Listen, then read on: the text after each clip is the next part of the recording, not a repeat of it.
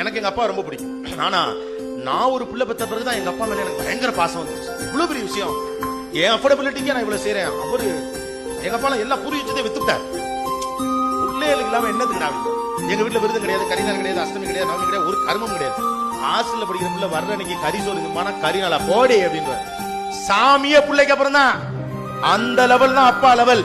நம்ம வீட்டுல அம்மாக்கெல்லாம் கூட அடிக்கடி சொல்லுவாங்க, அப்பா உன்னை கஷ்டப்பட்டு வளர்த்தேன், உன்னை பெற்றெடுக்க அவ்வளவு சிரமப்பட்டேன். அம்மாக்கள் கூட அடிக்கடி சொல்லுவாங்க, தந்தையர்கள் ஒரு நாளும் தங்கள் தியாகத்தை அறிவித்துக் கொண்டதே கிடையாது. அப்பாக்கள் சொல்லவே மாட்டான். உனக்காக ஓடா தெரிஞ்சு நீ பாரு ஷூ போட்டிருக்க, நான் செருப்பு போட்டிருக்கேன் அப்பன்னு சொல்லவே மாட்டான். ஹோட்டலுக்கு நீங்க போறப்ப உங்களுக்கு எல்லாம் ஆர்டர் பண்ணிட்டு வெறும் காபி போதும்னு சொல்லிட்டு திரும்பி வரக்கூடிய அப்பாக்கள் நிறைய.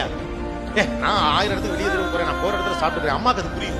ஏங்க நீங்க ஒரு தோசை சொல்லிட்டா என்ன, நான் 1000 இடத்துக்கு போறேன், பிள்ளைய சாப்பிட்டுட்டு பேசாம உட்காந்து கையில காசுன்னு செலவு பண்ண மாட்டேன். இப்படிப்பட்ட அப்பனை ஒரு 16 வயசுல